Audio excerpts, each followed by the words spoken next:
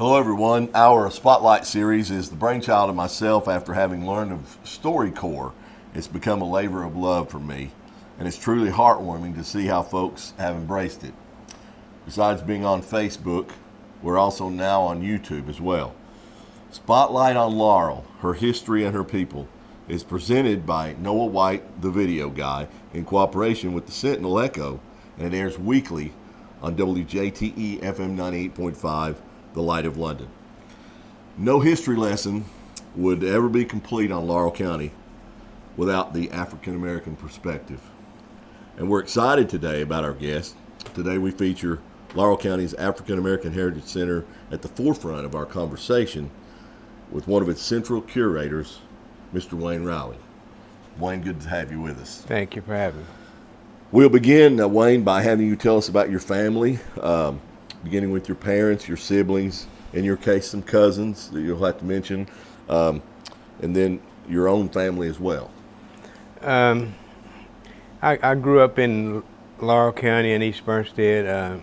My mom passed away at an early age, and I actually came to London to live with my sister Joyce Carson, and so I guess that's my immediate family.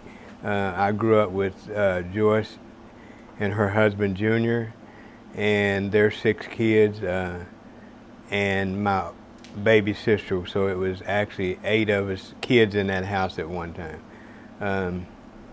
We grew up basically learning how Joyce instilled a lot into us on how that we had to take care of each other. Yes. Because her and Junior both worked a job, and so usually we'd go home, go to school, come home from school, so we had things that we were expected to take care of, you know, yes, and be yes. responsible for.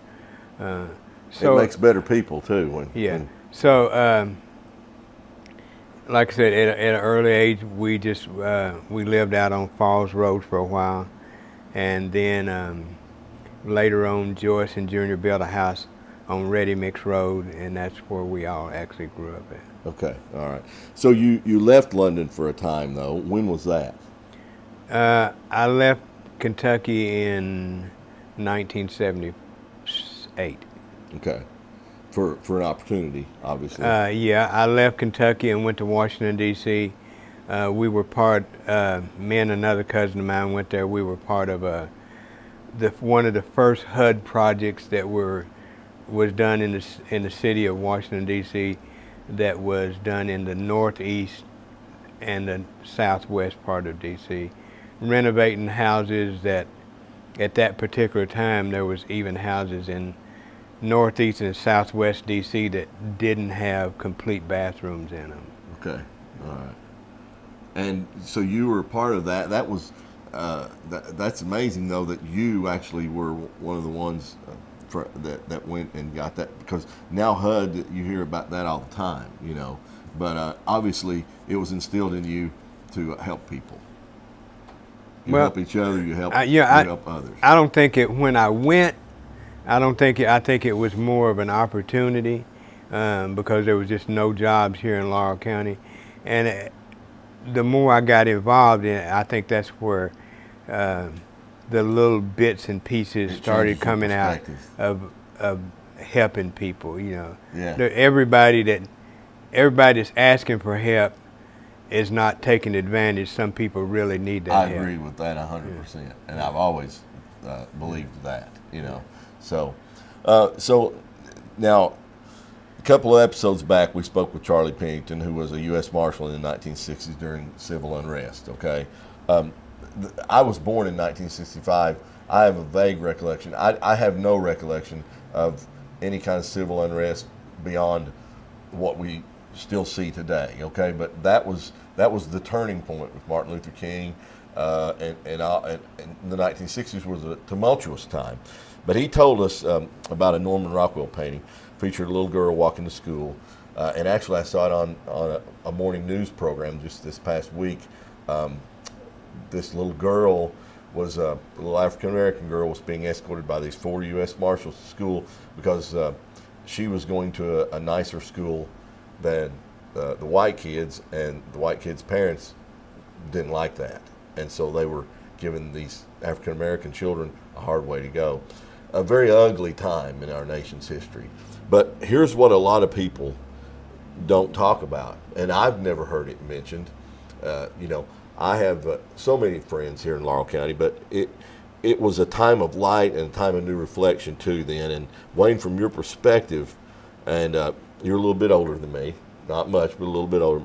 What you've been told by those who came before you, and even your own perspective, tell us about London and Laurel County during those times. Well, I from what I've heard, I think that the schools were segregated. I don't know that all of that was see, my generation has no recollection of was necessarily a bad thing, but maybe a way of life at that particular time. Obviously, I think there was some different. Yeah. Right. I think and a lot of people didn't know, and so people felt like that this was a way of life. And then you hear some people talk about some of the little issues, unrest within the black and the white community, but I don't think it was ever anything that was full blown to where it got out of hand and necessarily maybe the police had to get involved or anything like that. I think it was just a kind of a way of life in Laurel County, as the same way as it was in a lot of other places. There were some places when I grew up here in Laurel County that we weren't allowed to eat and things like that. And like I said, I think it was just a way of life, the way that their forefathers had taught them. But it's still wrong. Right. And at that particular time in my life, I guess some of those people just hadn't learned how to change. Right. With the time. Same way with the school. All men created equal. That's in the same way with the school, when they integrated London Elementary School, there were some people that sent word that the black kids were not going to be able to cross that threshold and come to London Elementary School. I've heard bits and pieces of that. I think that would probably be one of the most outspoken racial issues that I've heard of in my past as far as Laurel County. Well, it's not. It's obviously it was a dark time, but it's nice to hear that there wasn't a lot of civil unrest here. It was just a way of life. You know what I'm saying? Because people don't. We're doing a history series here. People really, it's something that just isn't talked about. Yeah. And having to go to different schools and things like that. And I think a lot of times people are afraid of change. You know what I'm saying? Oh yeah. And that doesn't excuse what went on, but you're saying a lot of the folks, the white people, weren't comfortable with that. Anything new or different freaks people out sometimes. Well, and I think the other thing is there's not a it's kind of like there's not a large there's not a large population of African American people in Laurel County now, and so even when the schools started to integrate and things like that, you got schools like Hazel Green and Bush and Lilly. Really the transportation is not what it is today. So those areas sometimes were like being in another world, another country, but another city, because a lot of the people from Bush, it was a rare thing for them to come to London, and most of them probably migrated to E.C. Porter's, because Mr. Porter was one of the people that carried those notes for those farmers until they could get their crops sold and things like that. So it was not like that they came to town on a regular basis like we travel around today. Yes. So I think that had a lot to do with it. And those are rural areas. Yeah. So when you start bringing all of that together as time changes, you have mixed feelings and mixed emotions on how do we are people are they the same, or how do we deal with them? So it's things like that. we saw a lot of that when the schools integrated. Again, when the schools not integrated, but when the schools consolidated to high school, there was a lot of harsh feelings between the city kids, the city kids, which had most of the African American population, and then you got kids that come from Bush and Lilly that had never. Some of them may have never even spoke to a black person. Wow. Yeah. So and that's really, when you put that in perspective, that was the early 1970s. Yes. Yes. So but the schools desegregated in the 60s at some point. I don't know exactly what year, and you probably can't recall that either, can you? Well, I think the schools desegregation started in the late 50s. I think London Elementary School. I think the integration was 50. Maybe 58, 59, something like that. Okay. Yeah. All right. Well, those, as I said, those times were dark times, but there were also times of light and a new way of looking at things. A couple of years ago, my daughter was chosen to represent Laurel County teenagers in the homecoming, the teen queen, or Miss Laurel County teen, and one of her missions was to speak at the community center on Martin Luther King Jr. Day. You all do that up there and I was very proud that day, and so was she, and I have so many friends. I saw so many of my friends up there, but that's something that I'm glad goes on here. That's a really good thing that they do. Okay, and that leads me into the next question, Wayne. This museum that we're in, I call it a museum, but it's the Laurel County African American Heritage Center. Right. Tell us how this came to be, and it's fascinating. I'm seeing artifacts, African artifacts of West Africa. These beautiful pieces of clothing over here that we'll show some of that, and people's pictures. And I asked you who a lot of them were, and then of course I know their offspring because I grew up with them, went to school with them, and we named a lot of them too. But tell me how this actually, who foresaw and saw the light here and what needed to be done. I understand in my day this was a church. Right. I get Mill Street Christian Church. Mill Street Baptist Church. Okay.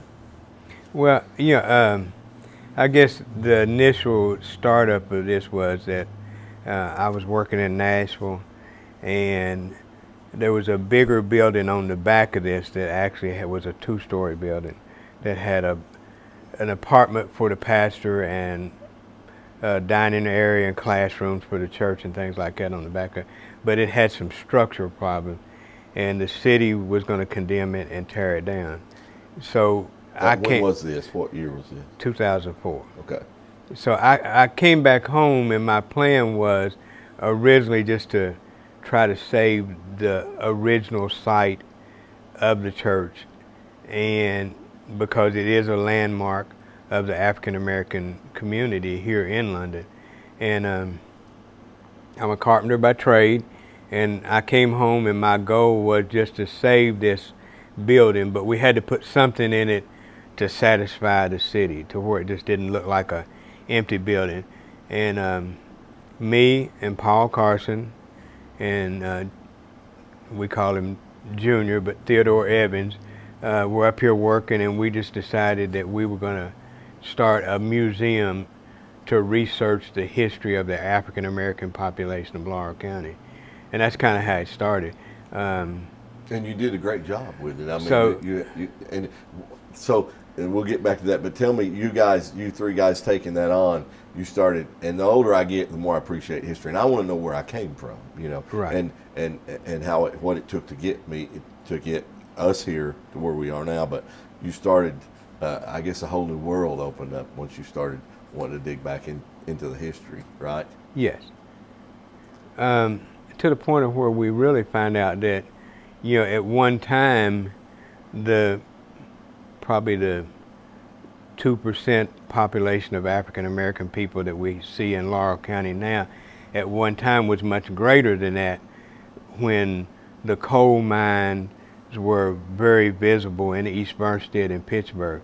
there was lots of African American names of families that I never heard of until we started talking about this. The Umbers and the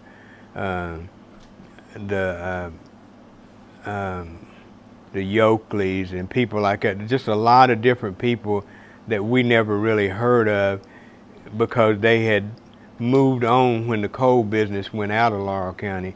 So a lot of those families moved on. But at one time, there were 4 different African American churches in East Bernstein. Wow. Yeah, but now there's only one there in East Bernstein, right? Right, there's only one now, and in my time, I never knew of those until I started researching all of this, and then they just start popping up and things like that.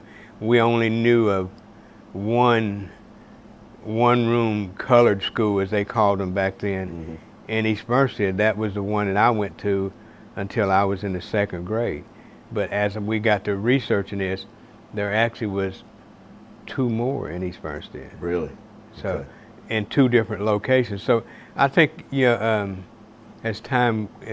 when we started, it started as one thing and led to something bigger. Yeah, and that's it's fascinating. As I said, all the artifacts and things that you guys collected. So I commend you on that. You saved the building, but not the church. The church, no. The church disbanded. Did that church disband? Yeah. What had happened is, the younger people moved away for job reasons. The older people were dying off, and the last Sunday that we had church here, it was a preacher from Lexington, Reverend Tony Lang, and me and Miss Blanche McKee, and we just decided, it was just not a functional situation anymore. Right. Well, and times change, and yes. And really, I think the good Lord has a plan for everything, and sometimes we don't see it until it's right. It hits us right in the face. But this was a needed thing here, I think. Yeah. More people should visit this and see what and we'll show some of that too, But when I visit some of the historical, the Civil War sites, for example, it always moves me. But just the strength of the African American, it really is often undermined until you take a look at what they endured, and you see it. The history comes to life on these walls. But all men, as I said earlier, truly created equal, and there's good in everybody. Sometimes you have to dig a little deeper to find it. I think but thank God for the good people. And we're also going to talk now about the Pittsburgh Homecoming, which it was just held last week, right? This past weekend. This past weekend. Tell us about that and your involvement in that, Wayne. The Pittsburgh Homecoming was initially started as a fundraiser to raise money to take care of the Pittsburgh Cemetery. It's been held at different sites. Do you know about what year that was when it started? Because there are some. There's a lot of conflicting dates with that. There are some folks who'll tell you it's older than the Laurel County Homecoming. In fact, I've got an article that was in one of my aunt's Bibles, a newspaper article where she was, her mother was interviewed in Lexington with her mother's twin sister, and in that interview in 1949, she says that they're going to Lynch, Kentucky, to visit her niece, and this is in June, and if they make it back to the homecoming in September from Lynch, that it will be the first homecoming that she's been to since 1924. Wow. And I think what had happened with the homecoming, where the conflicting date is, I think it's like everything else, where there comes a time when things kind of fall apart, and it stops for a minute, and then another group comes back in, and they start it back up again, and sometimes they pick that date of when they restarted as the beginning date. Rather, I understand. Yeah. And sometimes it's evolution, really. Right, and sometimes it's because that group may have wanted, the to be recognized as the founding people of it. Yeah. Exactly. But So anyway, we lose a little history sometimes. With right. that. But anyway, the homecoming is done every year, and it's done for that purpose, to raise that money to take care of the cemetery. It's been held at the old Pittsburgh School.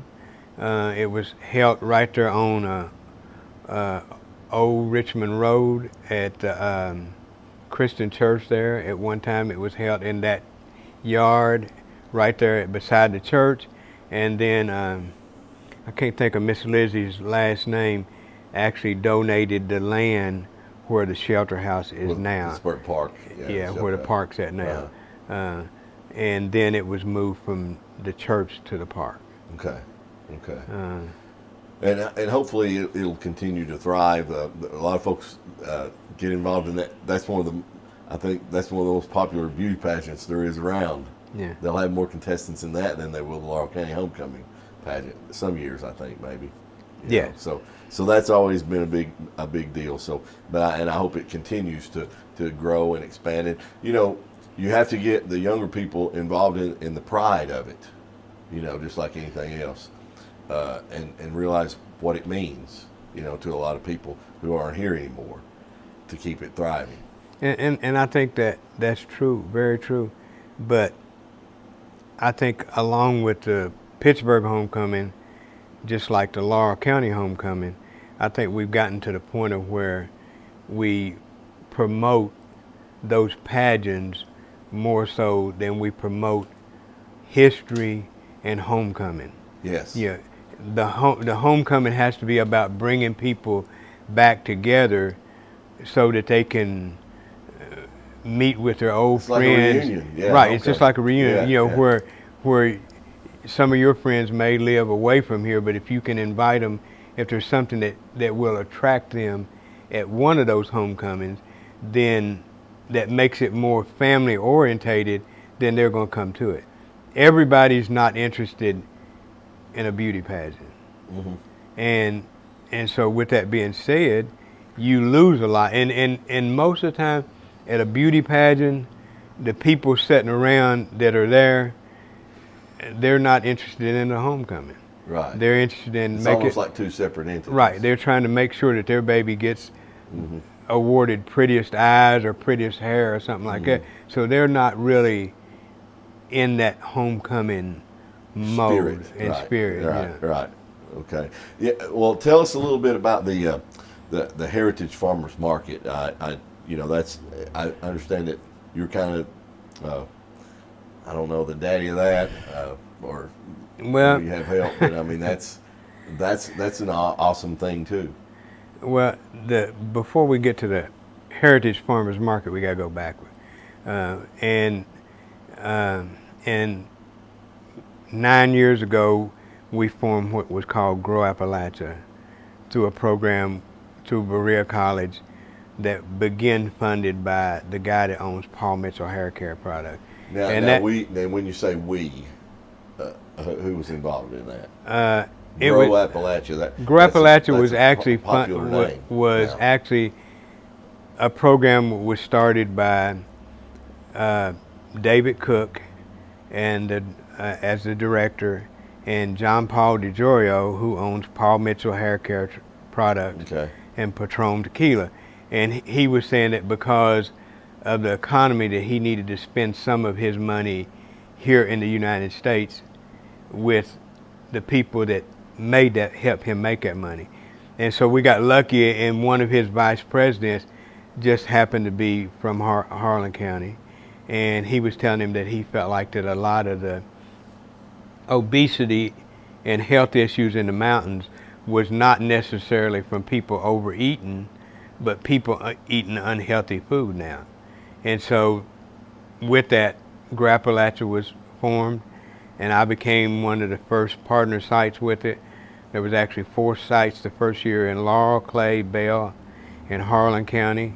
And our goal was to teach people not only how to grow healthy food, but how to process that food and be able to put it away and store it for the winter. Yeah. and things like that.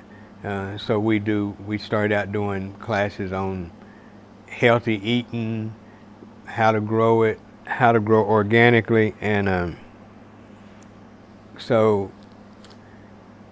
we went forward with that, and then we got to the point of where we decided that we wanted to do a commercial kitchen. And with the commercial kitchen, what happens is everything that you process now, except for jellies and jams, at home, all you can legally do with it is either sell it or give it. Either eat it or give it away. With the commercial kitchen, you can actually bring your tomatoes and your beans and things like that to the kitchen, and you can process them there, and you can actually get a label, and you could put them in a store and sell them. So you're teaching others that. Who taught you that?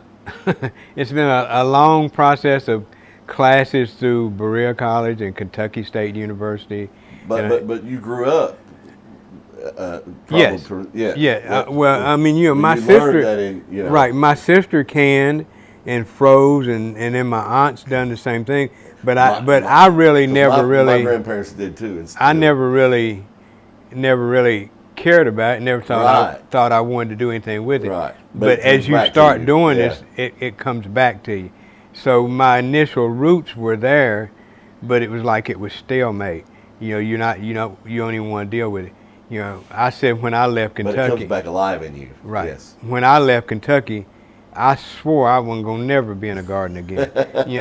Because it was back then it was hard work. Yes. But today in gardening, there's so many different pieces of equipment and different ways of doing it to where it's not as hard as it was back then. Mm-hmm. And to the point even you can even make it fun for a lot of kids and the young people to be a part of it. It's funny you said that because I grew up in obviously you know my people too, the Williamses and my maternal grandparents, and God bless them. Never heard them say a cross word about anybody, any race, any creed, any color. That was something they didn't do. But we grew up singing gospel music. They had us in church, Wayne, all day on Sunday. And Grandpa, they knew Vic Williams. That's what that was his life, and I didn't always want to be in church all day on Sunday, but I was, what I mean? But now times are so busy, and there's been Sundays where I thought a little country church today with a few quartets that sing and stuff like that would be kind of nice with all the hustle and bustle. It would actually be relaxing. Same thing with the gardening. You kind of got burnt out on it. You said and then once you're older, you appreciate it. And back when you bring in the quartets and things like that, and the churches, those were the people at one time that were part of the Friday night service at the Pittsburgh Homecoming. We don't have that gospel singing no more there. Yeah, so it might be good to have that back. Right, again. and let me show you something. It's kind of like I can remember. I don't know if you have any grandkids or not, but you did tell me you had a daughter. So wherever your daughter goes at, you gonna follow her. Yes. And her grandparents are gonna follow her. Uh-huh. So if we get her into the homecoming, whether it be the Pittsburgh or the Laurel County homecoming, singing a song or doing a skit or whatever, it brings other people there that are coming to see her, so the crowd gets bigger. Yes. But when we eliminate things to do something different, sometimes that different is more of a hurt than a help. Absolutely, yeah. Things evolve, but we don't need to. And I'll take that even a step further. There's a lot being made. These Civil War era statues that are being removed, after the Charleston incident and stuff. Okay, that I don't think that we can't erase any ugliness from our past by pretending it never happened. We know that, okay? Many of those guys were patriots, albeit misguided. But I will say this, and this goes along with what you're saying about things change and things evolve. You can't erase it, but if and I've thought this before, if removing a statue or a rebel flag causes that monster who massacred those folks down there in Charleston, if that causes him to lose a minute of sleep over his actions, I'm okay with it. I'm okay with it. That's fine. But when it comes to things that we're losing out on, and I'll shift focus from removing a statue that doesn't matter anyway, or a flag or whatever. We can evolve and we can change, and history has proven that. But you don't have to completely erase the past and let go of the past to do that. You know, there's a way to blend it all together, don't you think? Oh yeah, you have to you have to take the negative side to make a better side. You have to learn from. Yeah, it's kind of like a couple of years ago. We had an incident right here in London, here at the center. I woke up one morning, I left East Bernstein, and I got out to where I had phone signal, and I got a phone call and said that somebody had vandalized the signs here at the center and at the garden. Man. And so, I come uptown, and the sign out here in the yard, somebody's put KKK on it. So, for me, it disrupted. I thought it was going to disrupt my whole day because that's what somebody wanted it to do. Wayne. I was on my way to Oneida, Tennessee, to deliver a load of fertilizer. So when I was riding, I'm thinking, damn, I'm gonna have to call them. My day's just done been shot. I'm not gonna be able to go. So I came on to London, I circled through the Liberty parking lot, and came up and looked at the back side of the sign, and it just broke my heart. But at the same time, I had got a phone call, and I don't know the young lady's name, but I could tell it was a lady on the phone, and she wanted to know if she could come and clean that sign. Oh. And so I tried to call her back to talk to her about it, and I never could get her. Okay. Well, it ended up being a young lady who was a student at one of the high schools, and she must have been in class when I was trying to call her. So in the process of it, I decided that I was just going to go on like it was a regular day. I called my wife, told her she needed to come uptown and deal with it with whatever the police needed to do or whatever needed to happen. She just had to take care of it, and I was going on and deliver the load. But in the process of that, sometimes you take something ugly and it turns into something good. Absolutely. And what happened with that was there was a lot of white people that walked through the doors here at the center that never had been in it, never knew what was in it, but they stopped by to say, this is not us. This is not how we want London Absolutely. to be. Yeah, and so when that happens, it was something that was meant to be ugly and disastrous that turned into a much better thing because it allowed us to get people inside to showcase what was in here so that they could go back and tell somebody else what was in here. It's an awesome story. And it's true, but good will stamp out evil if we'll follow the good path. Right. And do the right thing, Wayne, we're going to look at some of your artifacts and things here and let you describe them to us and stuff. But I gotta ask you this. See, we talked about my daughter. I got a son too, and this is the first time I've made your acquaintance. Now you knew my Uncle Sonny, and you knew my people, my grandpa and my other uncle, and my mother and everybody. But it's the first time I know a lot of your kinfolks. But I gotta ask you this. My son went to school with Marcus, played ball with Marcus, and Marcus is one of his best friends for many years, and we love him there at the house too. But Mark was always such an athlete, and you grew up in that same house. All those guys were good athletes. Could you take Mark in a game of hoops? And then it's going to be out there. No, I don't even. I can answer that with all my heart. I've never in my life been interested in no sport. Okay. so I ain't never played the first ball game with none of them. But you didn't take the right way out of that. You're supposed to say, no, I can't. I ain't gonna take that. I love all of them. You know, it's good people, man. You know, one of the original pianos that came out of Altamont Baptist Church, and when they remodeled it, the last time they got fancy and bought an organ and electric piano, and they were going to do away with it. No, you can't dispose of that. Yeah. Me and Calvin Baker actually bought it up here and put it in here. It's a piece of history. And kept it here. A huge piece of Laurel County history right there. Yes. I noticed these artifacts over here. This is a child's truck made by Small Boy, Sierra Leone, West Africa. A lot of these are West African carving utensils and tools and handmade things, all from West Africa. How did we wind up with that here in Laurel County?